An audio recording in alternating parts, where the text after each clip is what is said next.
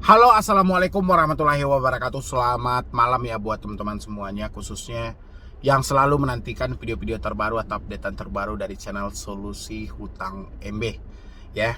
Kali ini yang mau kita bahas adalah tentang gagal bayar, stop bayar, dan berhenti bayar dari teman-teman semuanya di tengah situasi kebangkrutan banyaknya pinjol legal saat ini ya. Bahkan nggak tanggung-tanggung, jumlahnya pun mencapai puluhan, dan OJK berusaha nih, sedang mencarikan solusi-solusi terbaiknya untuk bagaimana pinjol ini tetap beroperasi kembali di Indonesia, bisa melakukan persaingan dengan pinjol-pinjol lainnya yang mendapatkan laba yang cukup luar biasa ya. Bagaimana seharusnya kita sebagai debitur bersikap di tengah kerugian pinjol saat ini? Apakah kita tetap melanjutkan pembayaran atau malah stop bayar adalah solusi yang paling tepat saat ini di tengah gencar-gencarnya pola penagihan yang tidak sesuai dengan SOP yang ada ya. Jadi hari ini kita bahas itu, apakah kita harus tetap bayar pinjol atau stop bayar pinjol, solusi yang paling terbaik saat ini. Tapi sebelumnya buat teman-teman semuanya yang belum mensupport channel ini, boleh disupport dulu. Mudah-mudahan dengan supportan dan dukungan Anda, channel ini makin berkembang lagi, bisa memberikan sedikit semangat ya buat saya, dan channel ini juga bisa memberikan semangat juga buat Anda, mencerahkan pemikiran Anda, membuka kembali tingkat-tingkat semangat Anda itu, supaya benar-benar lahir ide-ide yang benar-benar cemerlang ya, ide-ide yang bisa ditampung oleh logika manusia normal ya. Dan yang mau bergabung di dalam grup WhatsApp juga boleh, silahkan gitu loh ya. Bahkan Anda mau edukasi langsung dengan saya juga boleh, tinggal klik tombol gabung yang ada di bawah nama channel, atau Anda bisa hubungi nomor yang ada di deskripsi, dan linknya juga saya sematkan di sana. Di situ ada pilihan masuk grup WhatsApp boleh, komunikasi langsung dengan saya juga boleh, supaya saya bisa menunjukkan jalan apa yang harus Anda tempuh ketika telat bayar dan gagal bayar, meskipun itu pinjol legal dan terverifikasi di OJK. Ya, yang mau mensupport silahkan dulu.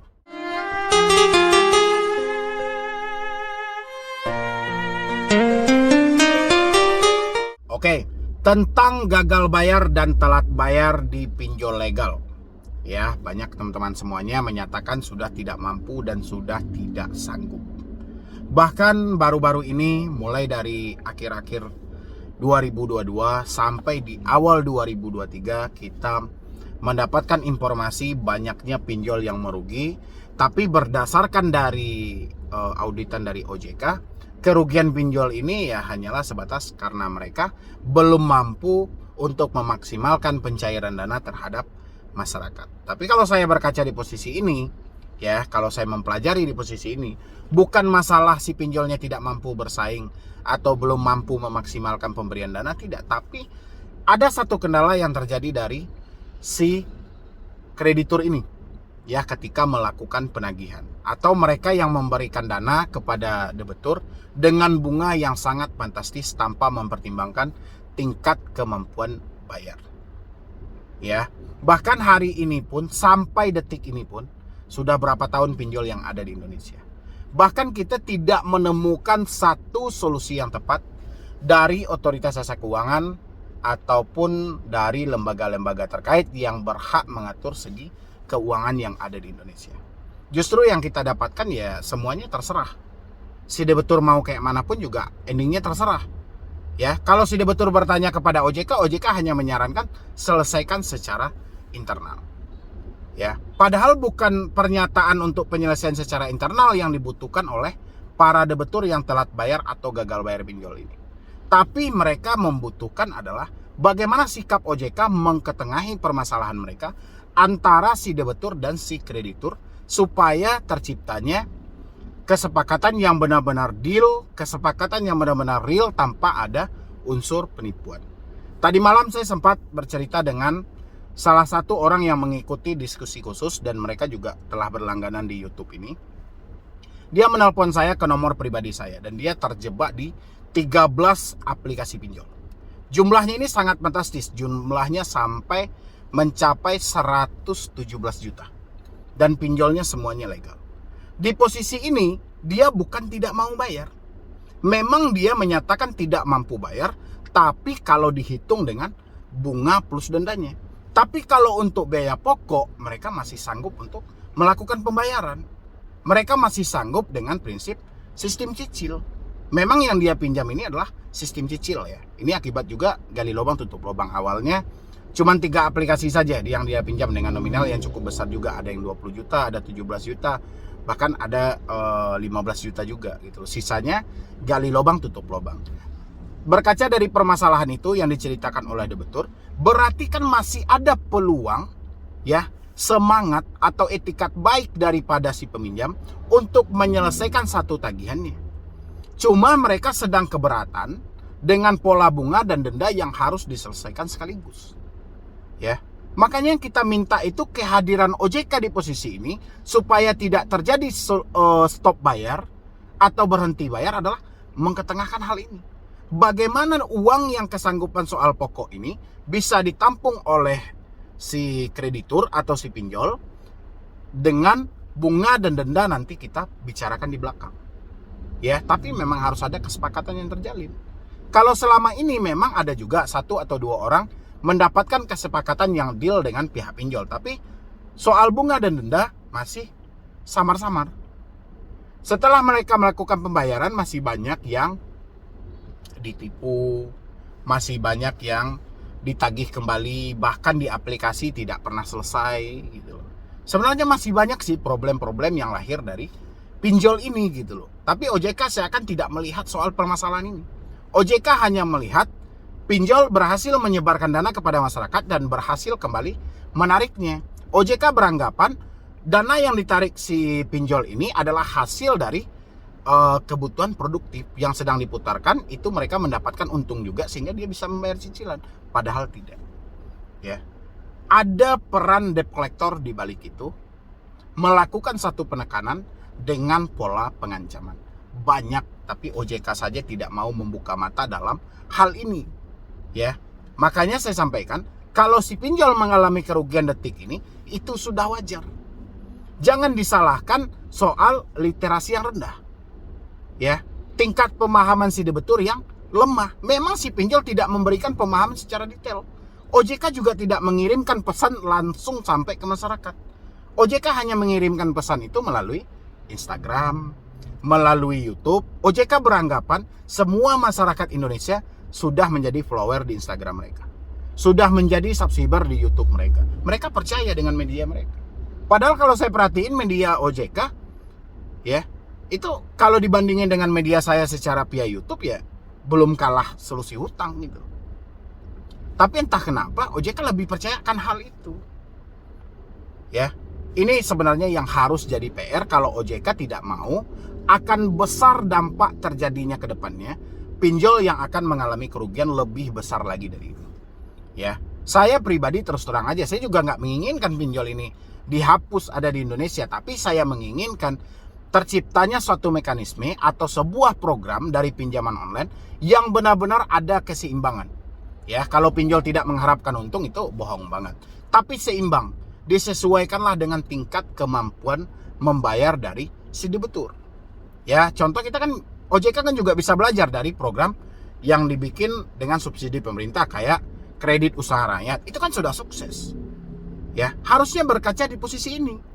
Karena visi misi awal pinjol ini adalah menjangkau masyarakat yang tidak terjangkau oleh UMKM, ya, oleh bank-bank konvensional. Kan itu untuk pendanaan UMKM gitu kan tidak terjangkau oleh bank-bank konvensional. Itu tujuan lahir pinjol. Tapi makin ke sini si pinjol sudah berubah haluan.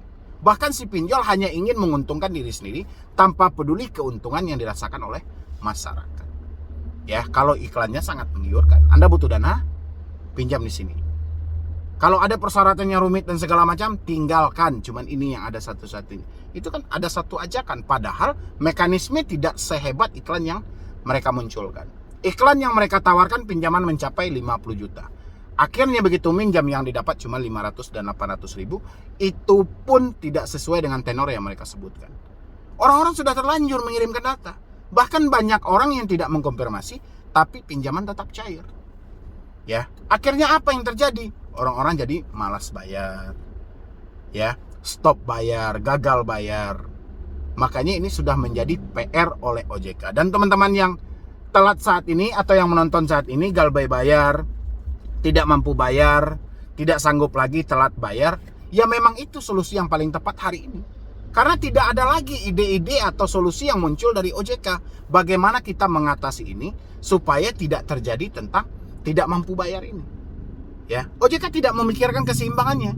OJK hanya mengatur ini segi bunga 0,4%, denda 0,4%. Apakah 0,4% ini besar atau kecil?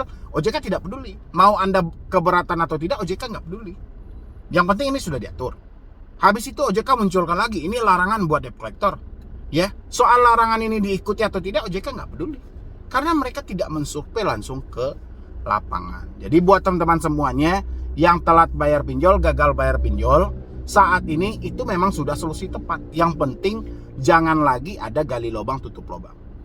Ya, apalagi mencari-cari jasa-jasa yang mau membantu Anda untuk menyelesaikan hutang ini, jangan mau lagi. Itu Anda juga pasti endingnya akan kena tipu gitu. Mendingan gagal bayar, telat bayar nggak ada masalah. Tidak mampu bayar, stop bayar sekalipun nggak ada masalah. Resikonya ya cuma skor kredit bermasalah, itu aja. Ya, kalaupun kita di BI checkingnya nggak ada yang abadi. Ya, karena akses langsung seperti bank konvensional belum ada sama pinjol. Lain hal kalau mereka sudah menjalin kerjasama dengan bank-bank konvensional tersebut. Ya, ini buat teman-teman semuanya. Mungkin dari saya cuma itu aja ya.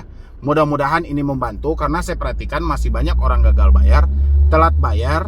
Kan itu sudah tidak mampu tuh, sudah uangnya tidak ada. Padahal itu sudah solusi yang paling tepat gitu loh. Daripada kita terus memikirkan, memaksakan diri kita untuk mencari talangan dana, menjual aset-aset yang ada, yang endingnya tidak ada yang menjamin ketika hutang ini selesai. Ya, karena si pinjol ini ada dua wajah loh yang mereka jalani. Ketika ada si debitur yang tidak mau telat bayar, tidak mau gagal bayar, itu mereka akan diperas dan dimanfaatkan.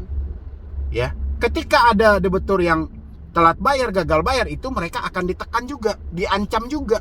Akhirnya apa? Diperas lagi.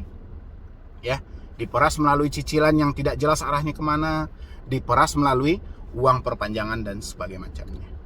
Ya, ini buat teman-teman semuanya, intinya tidak ada yang perlu ketakutan, tidak ada yang kecemasan lagi, karena tidak mampu bayar saat ini memang itulah solusi yang paling tepat. Yang penting berhenti gali lubang tutup lubang, jangan pernah menjual aset-aset berharga hanya untuk semata menyelesaikan hutang-hutang pinjol, karena sudah banyak yang mencoba, bahkan sudah mereka lunasin pun data mereka masih digilir ke aplikasi yang lain.